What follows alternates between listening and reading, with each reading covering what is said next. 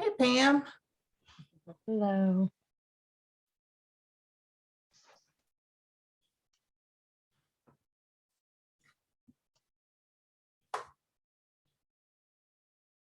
All right, are we ready to start? I think we are. Allyson is here and it's 12 o'clock. All righty. Well, thank you everyone for joining our conversation today. I know that I'm super excited for our speaker, but before we turn it over to Allyson, that is a call I was about to make, Allyson.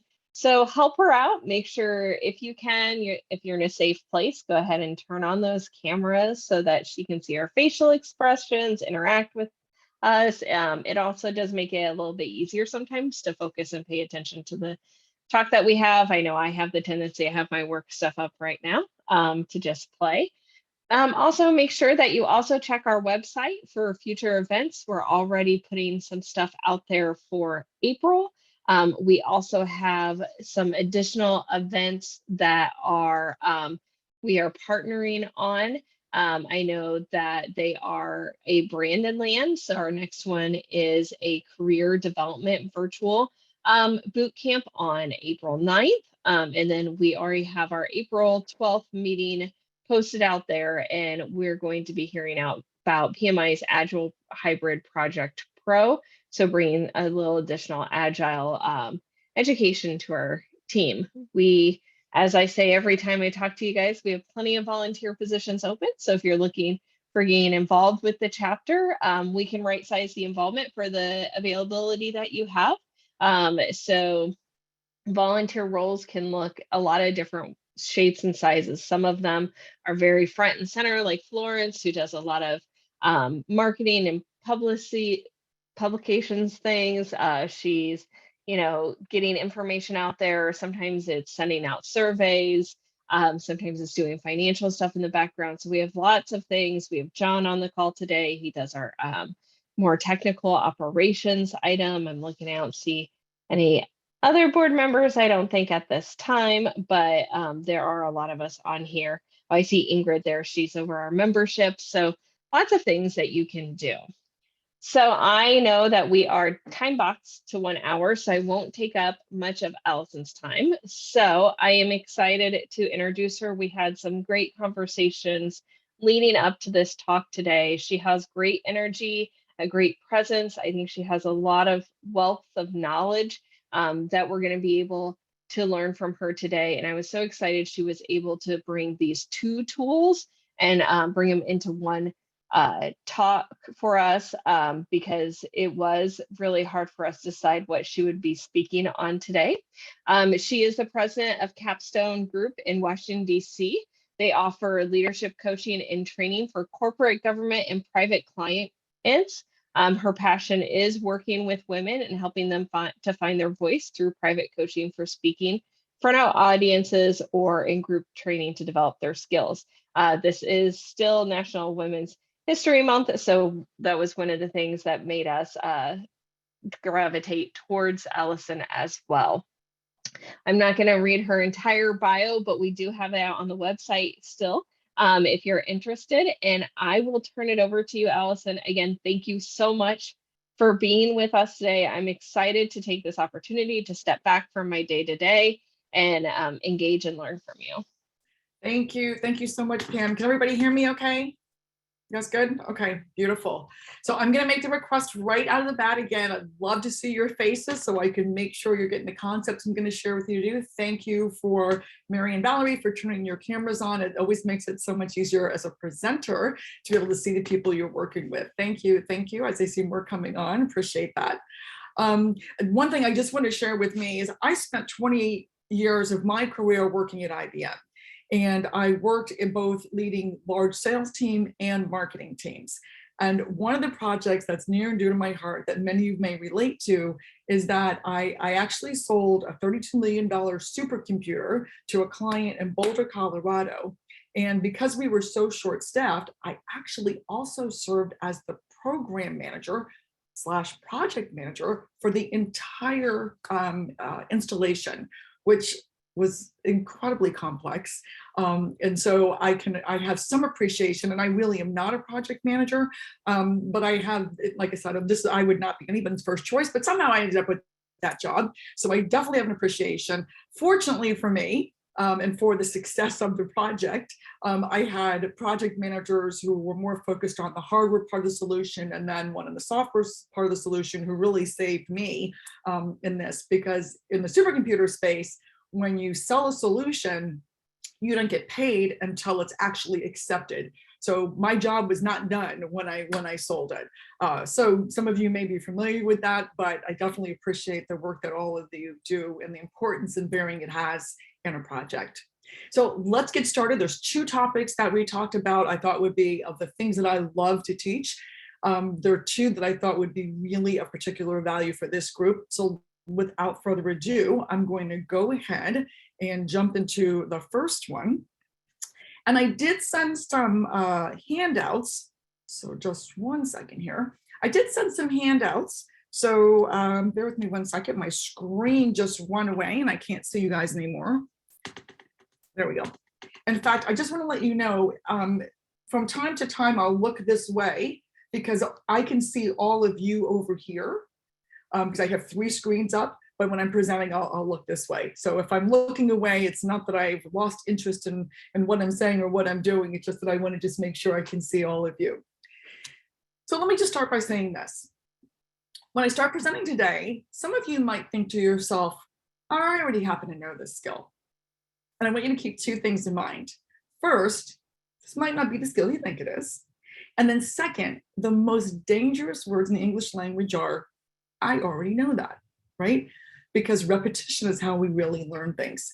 So in fact, if this is something you may have heard of before, take the opportunity to really learn it at a more granular level. And then also, you want to learn it as if you're going to teach it to someone else. So let me give you some examples to start. Imagine your boss comes to you and says, we have so much work left to do on this project. I'm going to need everybody to work late tonight. And you're exhausted, right? The last thing you want to do is work late tonight.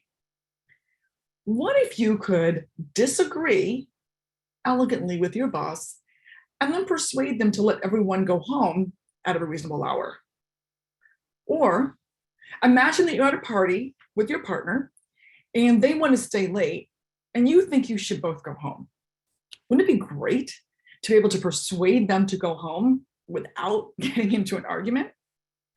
Or finally, maybe you're a project manager and your customer tells you that the schedule you've created is going to just take too much time. And you believe what you've prepared accurately reflects the time needed to meet their goals. How can you elegantly align with their point of view and then move towards having them agree with the timeline you proposed?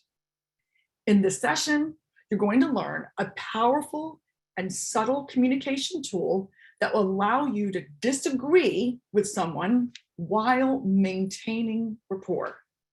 It's going to help you to get your point across elegantly and then move them towards a new point of view, and it's called the agreement frame.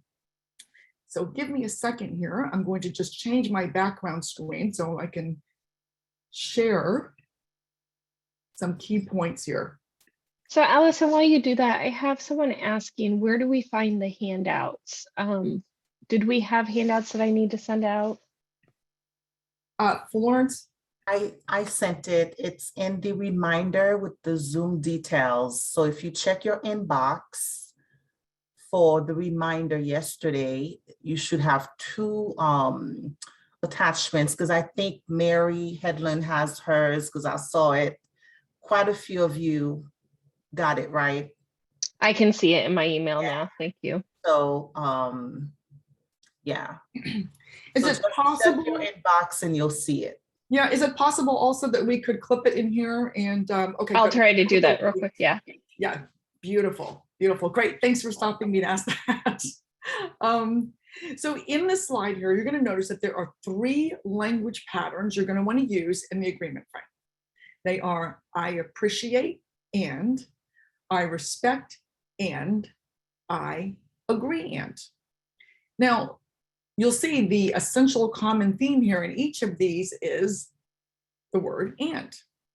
So if I'm your manager and I say to you, I love your work, but I'm going to need you to be on time.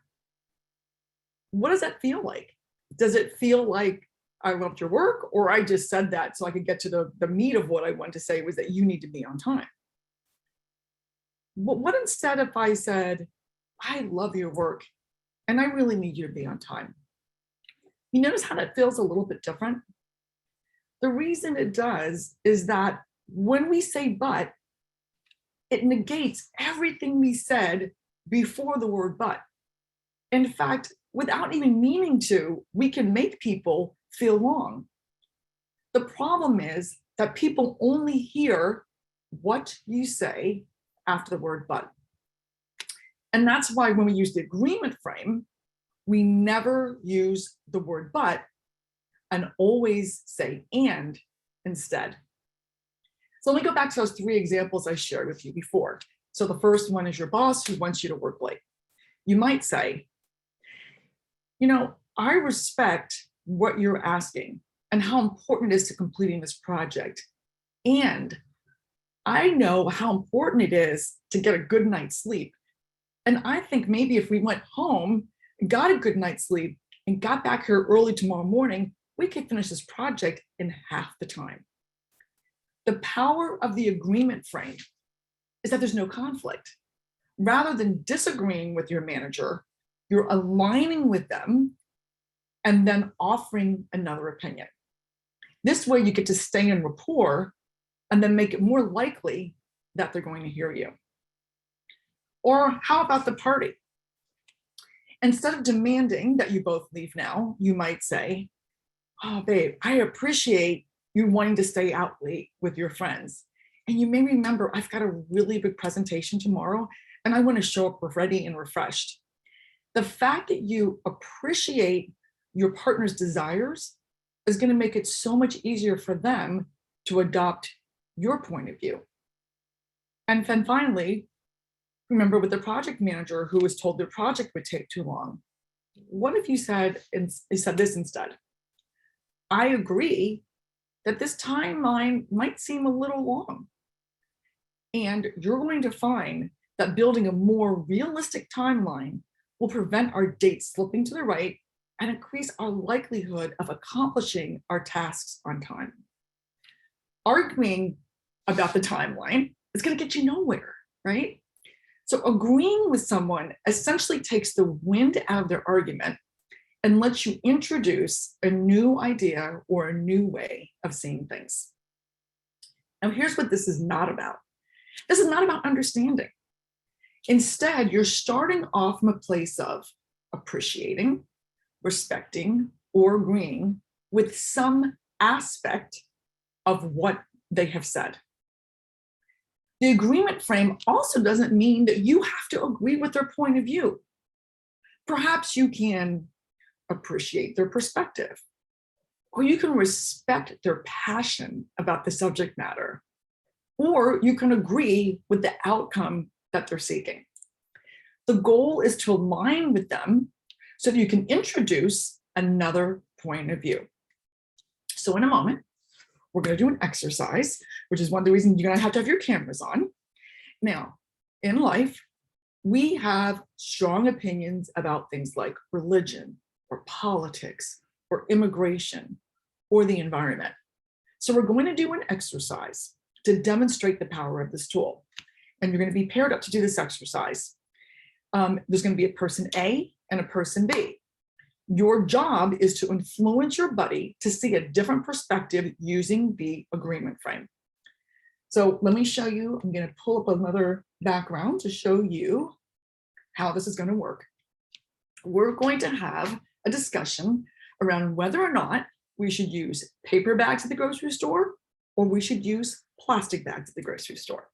And it's going to look something like this. Person A might say something like, gee, I really like plastic bags.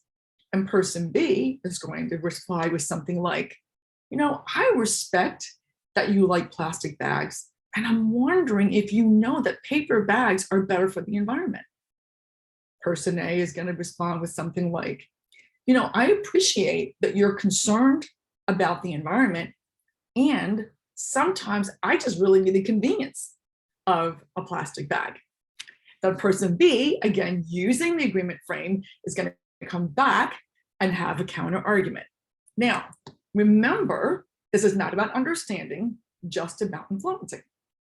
Now, by the way, you must convince your partner of the point of view that you're defending. Now, here's where it gets to be fun. If, and I really should say when, because it happens so frequently, when either of you uses the word but, the other person's going to point at you and scream, "You said but, you said but." Now, I'm asking you to say it really playfully, because what we want to do is we want to really interrupt that pattern of the person saying but. And this is really a very effective way I've seen in the past to be like, "Oh, my, I didn't even realize I said it." I hear that often. Okay, so does everybody understand the instructions? Okay, good. I see some heads nodding here. So John, I think, is going to, John, are you ready to send people into breakout room? Don't send them yet, but I just want to make sure you're ready as I give this final instruction. When you go into your breakout room, person A is going to take the counter position to what they believe. So if I am somebody who strongly believes that we should use paper bags at the grocery store, I am going to argue that we should use plastic bags at the grocery store. And then the person B is going to argue whatever the opposite position is. Now, how do you know who's person A? When you get in the room, the person with longer hair is person A. All right. So John, go ahead and send everybody and get those cameras on so you can support your buddy there. And go ahead and send everybody to, and oh, I'm sorry, one last thing I didn't say. You're going to see a countdown clock. When we're ready to bring you back, well, you'll have about 5 minutes. And remember, the point is go back and forth, just like you would in an argument in real life, right? You go back and forth. I make my position, you make your position, I make my position, you're going to go back and forth. That's what we're going to do. And then we're going to bring you back. You'll see a countdown clock that says how much time. You don't need to do anything to come back. Just know that you need to start wrapping up your discussion. All right. So John, off you go. Send them to the room. 5 minutes?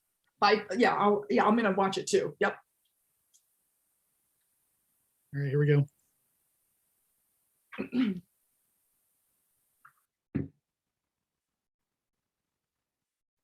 So John, you've got me going to 3. I just want to make sure whoever's in room 3 has someone to work with, because I'm gonna not go. Okay, I will move past. All right, let's give everybody a minute to get there, and then we'll start the clock of 5 minutes.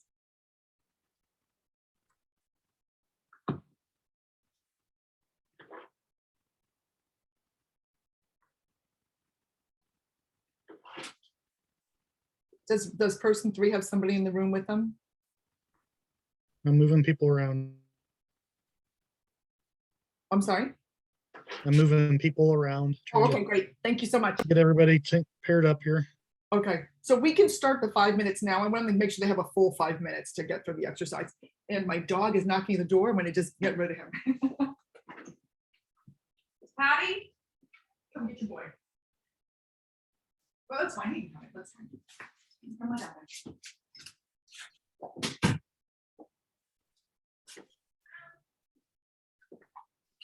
It's fine. He's fine. Thanks.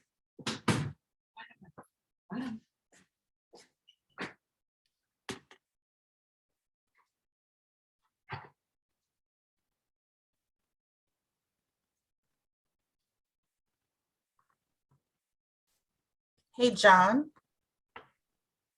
Yes. am I in a room or just hanging out with you? I was going to say, send Florence to her room so she can get this. Yeah, I don't know why you weren't assigned to a room. I can just Maybe pick because you're one. host. Okay, Maybe that's why. okay. Even if she can go to observe somebody, that would be a valuable. Can do that.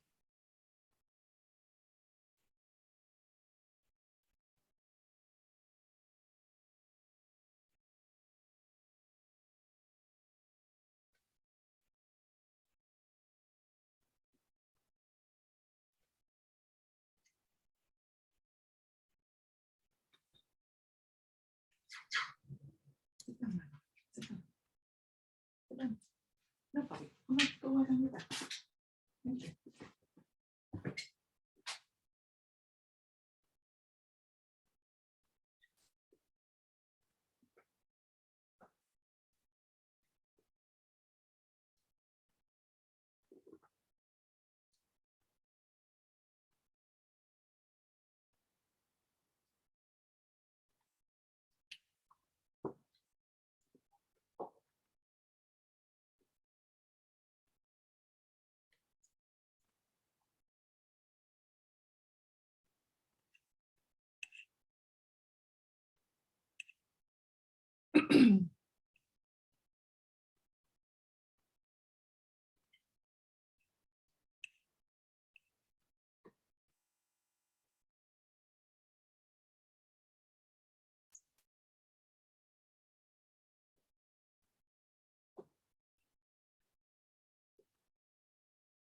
We lose Florence.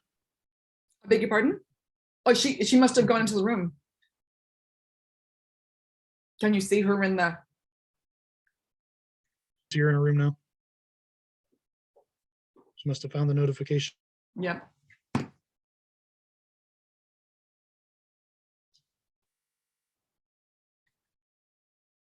My internet is usually very good, but I can only hear about half of what you're saying.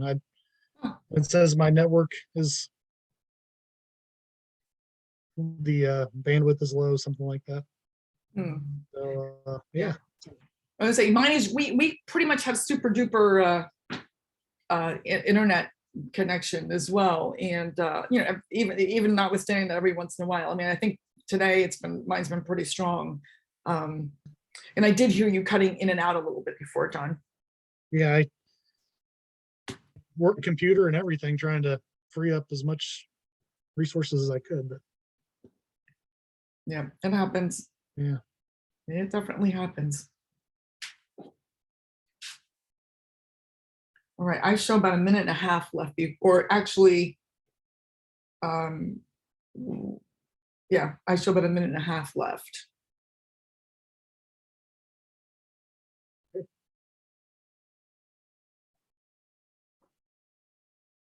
John, who do you work for? well, Wait, it's one more time. You cut up there. HCL. I don't know that company. Yeah, I hadn't heard of them either. They recruited me. So how about you? I work for myself now. Of- Yeah, I work for myself. I left corporate 5 years ago, and I do coaching and speaking, and I have some consulting work that I do. And a lot of my work, I have a lot of private coaching clients, but then I also do, I have some government work that I do. Oh, nice. Yeah, I'm Where do based, you live? I live right in Washington, D.C. Oh, okay. Yeah, and but I lived in Chicago for a long time, about 15 years.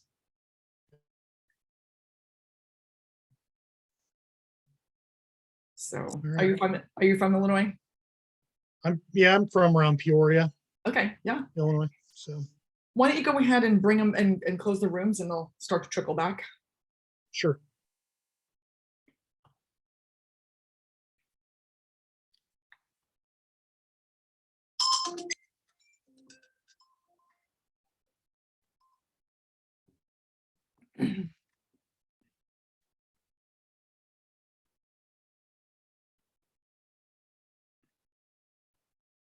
Welcome back.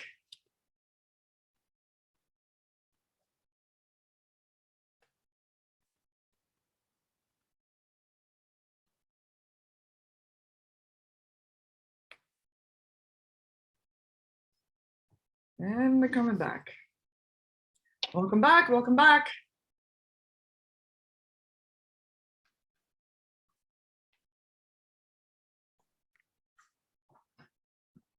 Welcome back.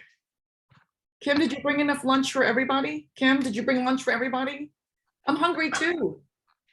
No, don't apologize. You're just supposed to have enough lunch for everybody.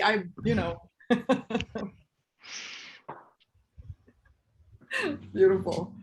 All right, welcome back. Take yourself off of mute. I'd love to hear what your experience was. Did anybody get butt busted?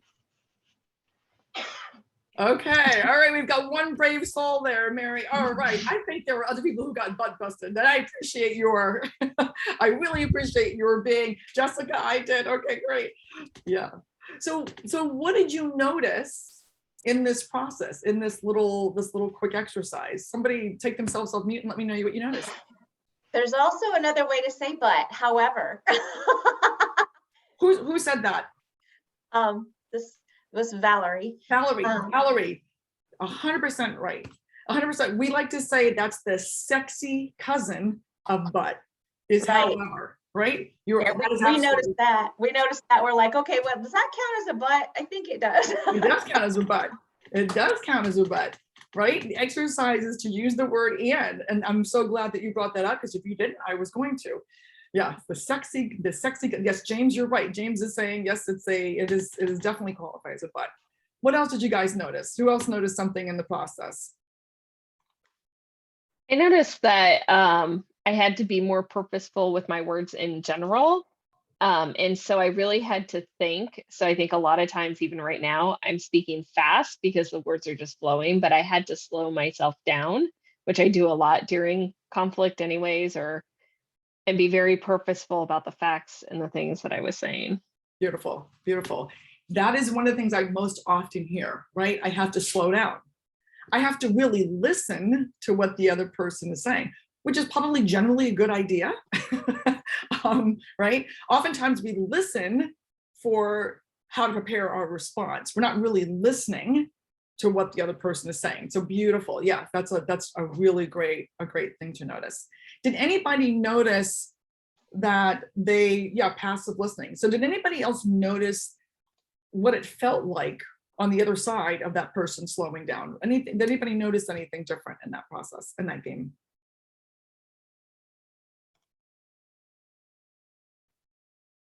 So one of the things that I often hear people say is, I actually really felt heard, because on the other side of that, I'm rushing to give my thought, my counter argument, is that you didn't even hear what I said.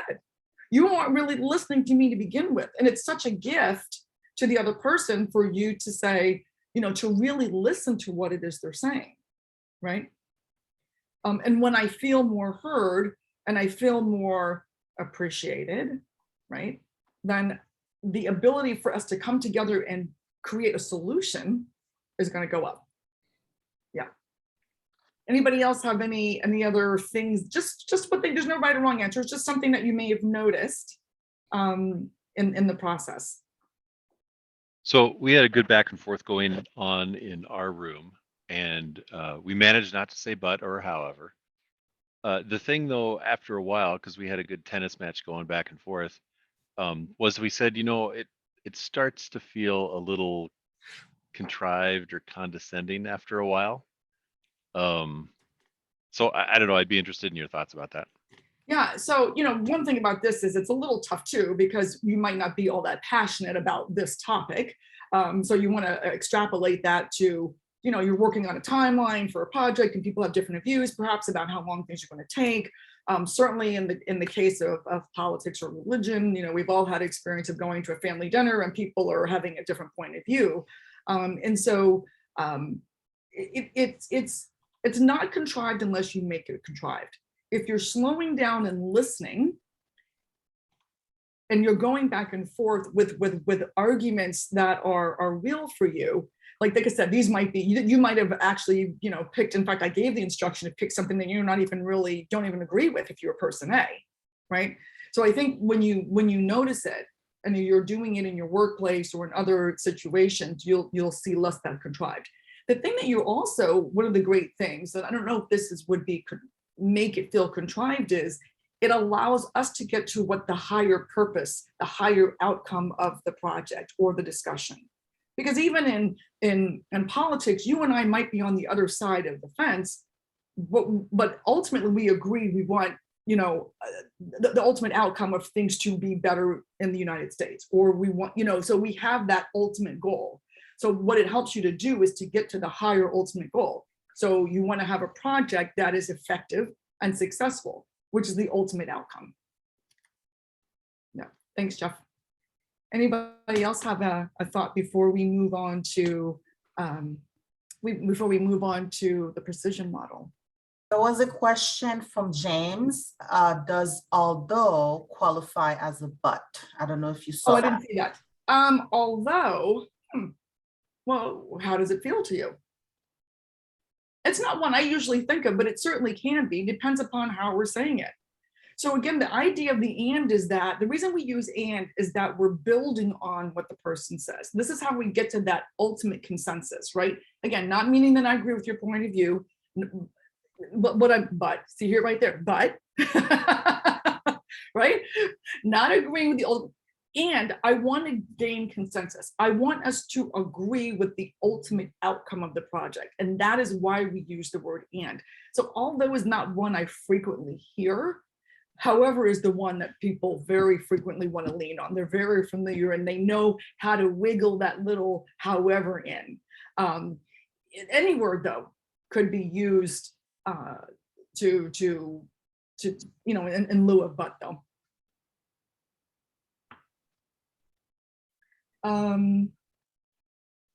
Having used this for a while, when I hear people use it with me, I do not feel like they're being sincere. So meaning, Ingrid, are you saying if I say and then yeah, I can see that too. I definitely can see that too. You know, because what I often find, Ingrid, is that people say and they'll make a big kind of dramatic, you know, like they're trying to get a one up on you, and that absolutely can happen. What most often happens though is that people slow down and listen because they're being, if you start to practice this on a regular basis, you'll start, and it definitely can be. Also signifies you can be in both spaces and be one or the other. Gina, say more about that. I'm not certain what that means. Well, I've just been, I mean, maybe there's more like personal parts to that, but it's like you can be, you know, one thing and another that might contradict each other, but you could still kind of like be in both. You don't have to be one or the other. Like I could be tired, but also energized, or and energized. So it's kind of like the same thing. Like you could, it's like that bridging that you were talking about. Like if somebody's saying something, you know, you can agree, I appreciate that perspective, and like, you know, offer that other thing. It doesn't have to be what you're saying versus what they're saying. You can hold both spaces. It's Right. kind of what I was trying to get to. Yeah, okay. So thanks for clarification. I would say, in addition to that, keep in mind, you don't have to agree with me. That is, you don't have to agree with my point of view. What you can agree with though is, and like you can agree with my passion for what I'm working on. You can agree with or appreciate the outcome that I'm going after. So I guess in that regard, it does hold two spaces. It's just, again, you're agreeing or appreciating or respecting something about it, not that you're agreeing with my point of view. You don't even have to understand my point of view. It's because I have a general respect or appreciation. Like I'm out with my husband and I say like, oh my God, I really appreciate that you want to be with your friends. I might not even like his friends. Like, I don't have to really, you know, want to have, I definitely don't want to stay out, but I'm stopping for a minute. And I didn't mean use the word but. I am stopping for a minute to say, hey, I appreciate that you want something different than what I want. And so I've aligned with him, and now I'm introducing another perspective. Make sense? Beautiful. Let us now turn our attention to the precision model. So just hang on a second here. I'm going to share my screen. And now you have a view of my lovely daughters. Let's see here. Let me put this in slideshow mode. And so now you should be able to see my, screens. Everybody see my screens? Okay, perfect. Great. Let me just move this over here so I can see my screen. The joy of 3 screens, it's great, and it can also be a little troublesome sometimes. So, okay. Specificity is power. The more specifically you can declare what you want, the more specifically you can communicate with yourself and others. And then you'll open up more opportunities for yourself and get clarity about what's really going on.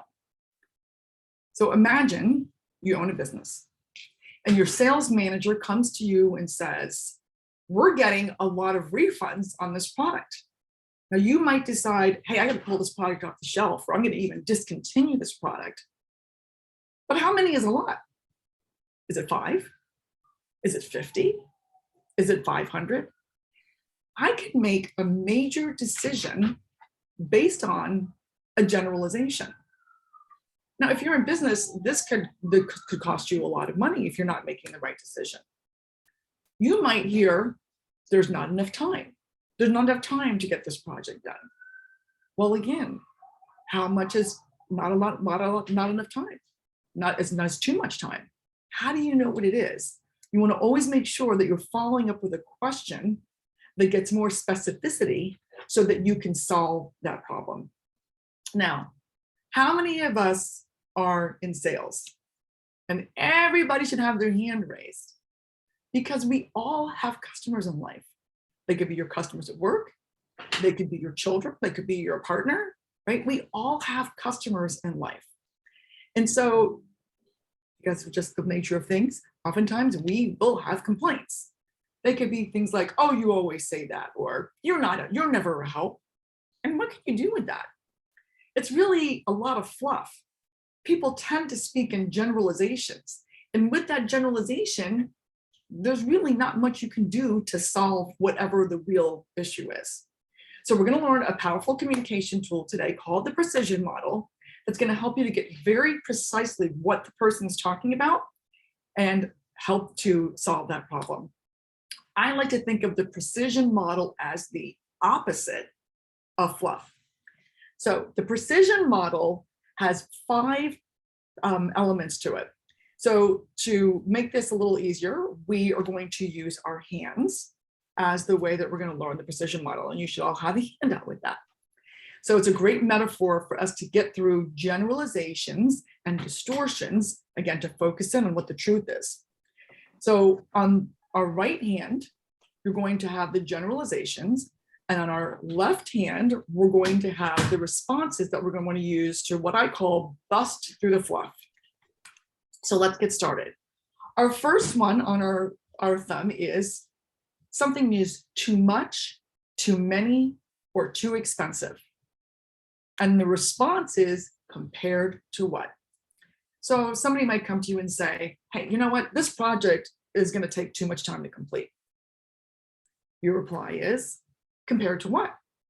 Is it compared to the last project we worked on? Because this is actually much more complex and we're going to need more time, or we have additional different resources. Or compared to what? The value this project is going to bring to our company and increase our customer satisfaction. So again, the first one is too much, too many, too expensive, and compared to what? The next one, we'll use our pointer finger for, and it's nouns, people, places, and things. And the response to that is, who or what specifically. So an example of this might be somebody says, is there a question or does somebody just not mute it?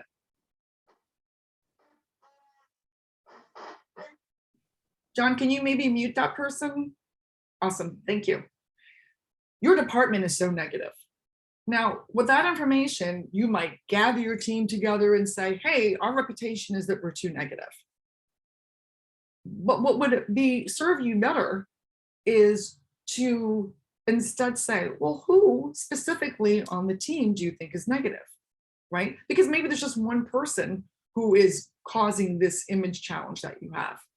So without that question, you could run back to your team, pull the whole team together, have a huddle, and then go in there and lambast maybe the whole team for being negative when it's really just one person, right?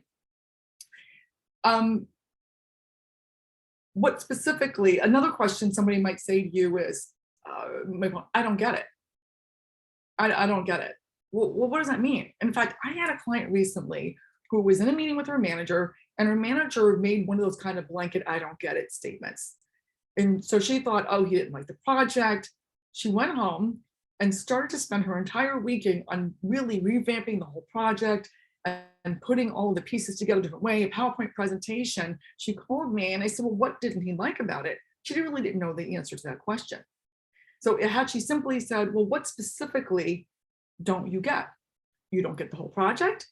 You don't get the piece we discussed today. You don't get this section of it, right? So when asking that question, it can save you a lot of time from running down a rabbit hole after something that isn't really the problem to begin with. So again, who or what specifically is the antidote or the response to a noun like your department is so negative? Next up, our middle finger, we'll say is verbs. And the response to that is how specifically. You ever have feedback from a manager or a friend who says, hey, great job. Now, that's nice, but it doesn't really give you any information, right? What are you meant to do with that?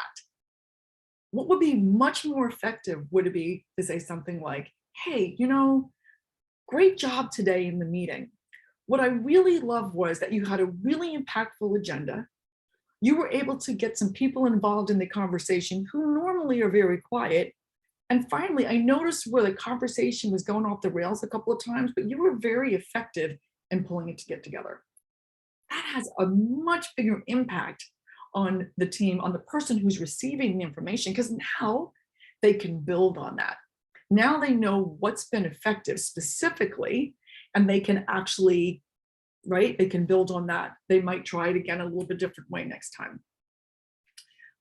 What if you were to go home and tell your loved ones, whether it's your partner, whether it's your children, I love you, and that's wonderful. What would make it even more impactful? Little Susie, I love you. And there's 3 things that I really, really love about you. First of all, you are an amazing big sister. You always look out for your little brother, and I love the care that you show him. I also love every time I go into the kitchen to do something or I do the laundry, you always want to help me. And I really love that about you, right? So you're giving them specifics.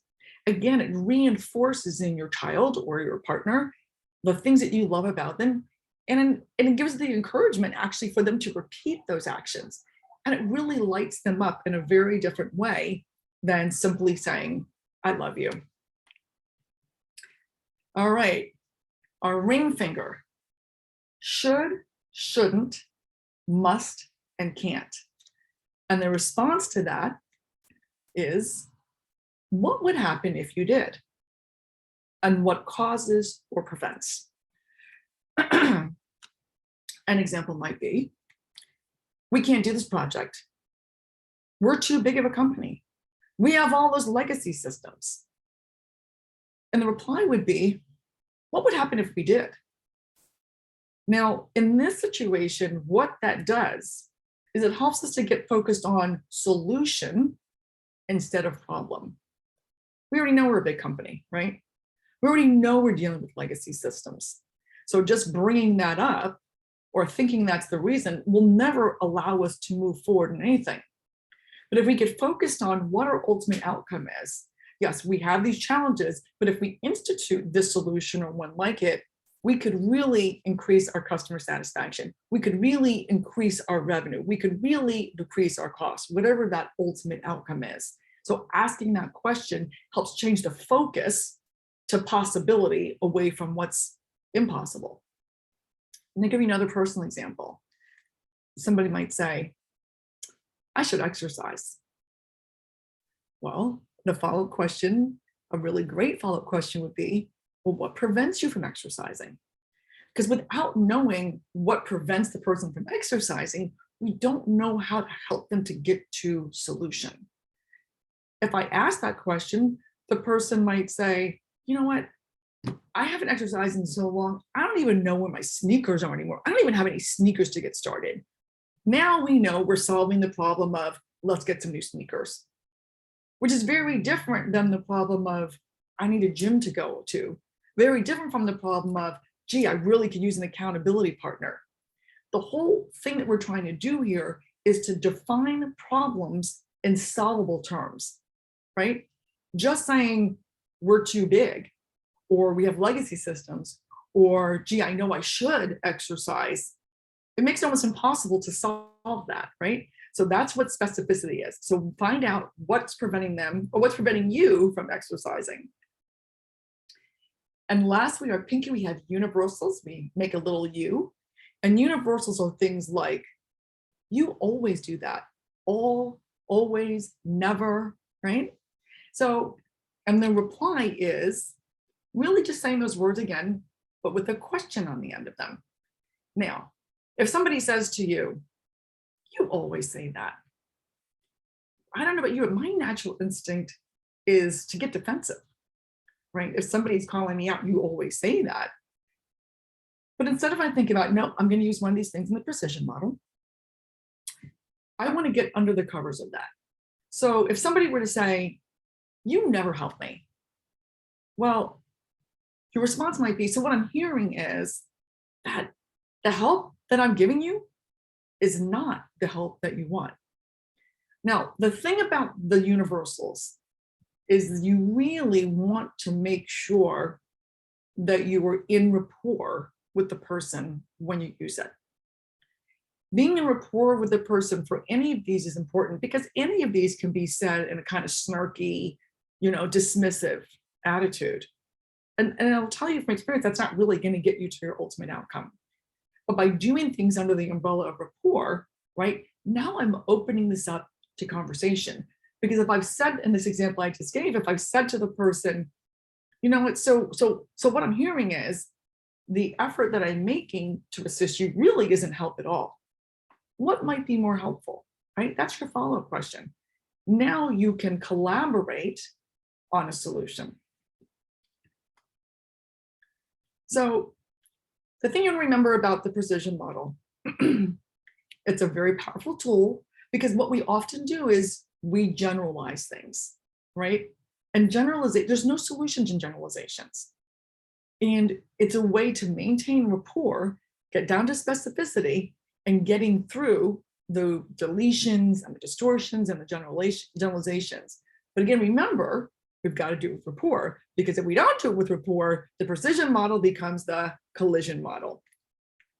So congratulations, you now have a new tool in your tool belt, and I like to call you guys fluff busters, right? And this allows you to create deeper rapport. It allows you, really most importantly, and I think I'm sorry to remember who asked the question before, but this tool, much like the agreement frame is, it helps you to understand someone else's point of view. And if we don't seek first to understand before we put our own agendas forward, it's very difficult to have significant progress in any of our projects. And then finally, it helps you to be much more effective in communication and influencing people. All right, I'm going to turn that away and stop sharing my screen. And with the share screen, I can't see if there's any questions or comments. So let me have it. Anybody have any questions or comments here about the precision model?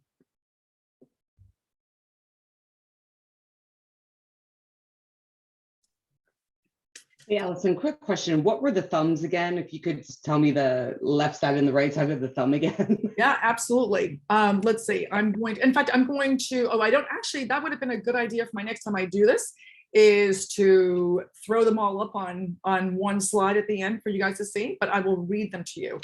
The thumb is, so the first one is on your right hand, too much, too many, or too expensive. And the response on the other thumb is compared to what? On your pointer finger is nouns, so people, places, and things. And who or what specifically is the response that you want to use. On our middle finger is verbs. And that's the example I gave where it's like, hey, you did a great job, right? How specifically? How specifically did I do a great job? Our ring finger has 4: should, shouldn't, must, and can't. And the response is, what would happen if you did, or what causes or prevents you from whatever it is they're saying they can't do or they should do.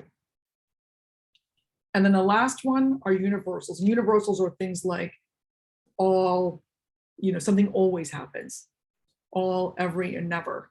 And then we just use a question mark essentially on that, on whatever it is that they said. Thank you. You are welcome. You are welcome. So any of those feel like, gee, these are really easy in my grasp, and I'm going to go home today. Which is the one that you think is the one, like, I got this. I'm ready to go with this one. Can you see the last one last time? Yes. So it's Thank you. universals, which is your pinky. And it's like, listen, this is just easy for you to remember it, so you know what's the kind of the question and the response. But it's universals, which universals are things like all, always, never. And then the response is all, always, right? So the idea is that, you never do that. I never do that. So what I'm hearing is the help that I've been giving you really isn't been as helpful as you'd like it to be. And then what it does is it opens the door for a conversation, right? Well, what would be more helpful in that situation, right? So now you can solution, right? You're defining the problem in a solvable term, right? In a way that you can get to a solution. You're welcome, Jessica. You're welcome. Yes, the universals are definitely helpful. Great, Kim. Thank you for that. What other ones? So I thought everyone's going to say, like, everybody's had that experience with somebody says, oh, you did a great job. Pat, you did a great job today. You can use that in so many ways. Even if you're paying somebody a compliment. Oh, you look so pretty today. You look great today. Instead I might say, Mary, I love that color blue on you. It really brings your eyes out. It's much more specific. And I don't know, Mary, if I said you look great today versus I love the color blue and it brings your eyes out, did one of those feel more genuine? Yep. Okay, well, let us know. You tell us, how did it feel? Yeah, the specifics, really let you know somebody's paying attention and not just, throwing compliments out, right? So, yeah. Yep. Okay, good. Gina, I actually noticed that a lot with my kids and how other people just say blanket, great job statements. And that's great. You've been focused on the highlighting specifics. Because here's the thing, like, we can say that so often, great job. It starts to feel like it's not genuine. I don't know if you've ever had that. I have had that, like, oh, you did a great job today, Allison. It's like, really? I don't know. Did you see my presentation? Did you, what, did you take anything away from the presentation? Like I said, it just doesn't feel genuine to me. So we're living in an age where having more authenticity and more, it really helps us to connect more. So by using that one, that's one of my favorite ones. I'm in a group of people and we always go around when somebody says, and we'll do something not very nice, we'll give them the middle finger and say, how specifically, right? Because we make it a game. We make it a bit of a game. But in that environment, it's an acceptable, we know we're not flipping you off. We're really just saying, oh, you just gave me a pretty non-specific compliment, right? Look, how can I get more information, right? And we'll give you, right. And great, it's a general platitude, exactly. It just doesn't feel legitimate at all. So, all right. So I hope you guys go out there and you will put these tools to good use in your projects and in your personal lives. Yeah, being civil. Yeah, it feels Ingrid, it feels like just something to say so you can be civil. Like your parents, like when someone speaks to you, you say hello. Hello, okay. You keep it moving. Hi, Right. But it doesn't feel like, and I would also say it's kind of like saying, hey, how are you? I'm fine. Mm-hmm. Like, it doesn't really feel like I want to connect with you. No, I might think, well, Ingrid didn't really care how I felt anyway. So I just gave her the civil response, which was to say, I gave her a reply. I'm fine. if you ask me how I'm doing, I'm almost never going to say I'm fine. I'm amazing. I'm having an amazing day, right? I'm like, things are great. I'm having an amazing day. How are you doing? Like, I'm going to reply with that because I want to have, if I've taken the time to connect with you, I want to connect with you. Right. But they're very different. And you're right. We're growing up in this society of like, oh, well, like you said, your parents taught you, you know, you were raised well, you have some good home training, right? And Exactly. they raise you to make sure that when somebody speaks to you, you reply. And that's definitely great as children, for sure. Yes. A lot of children don't know how to do that. So No, a lot of children don't know how to do that. I'm like, Yeah. speaking to strangers is one thing, but hey, being able to say hello peacefully and keep it on moving is a whole nother thing. And a lot of kids are turning their heads, and I'm just like, wow. Right. My grandmother would be like, somebody lacked home training. Correct. My grandmother as well. My grandmother as well. In fact, I will tell you, I didn't mention it here. I didn't even put in a thing, but I actually have written a best-selling parenting book on raising independent and confident young adults, because oftentimes when my kids were in high school and friends would come over and they would say, they would not even speak to me when they came in my house. I'm like, how are you going to come to my house and not say, hello, Mrs. Ward, it's nice to meet you. Thank you for having me over, something. Exactly. So anyway, that's not what the whole book is about, but it was too many of those experiences that was one of the reasons that drove me to write the book.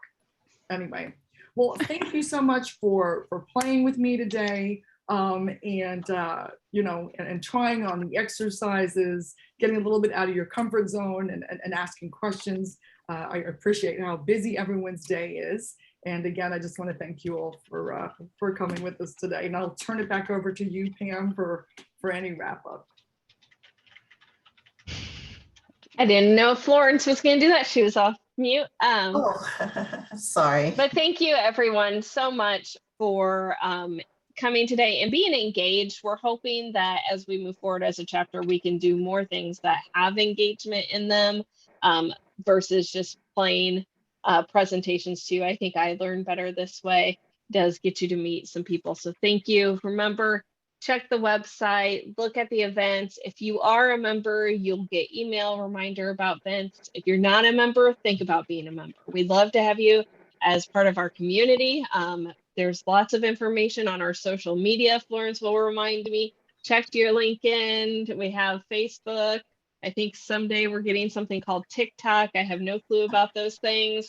And so we have an interview that just aired about PMI-Central Illinois, a podcast that's out there.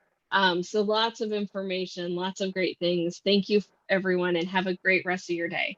Thank you. Thank you, Allyson. Thank you, Allyson. Thank you, everyone. Bye, guys.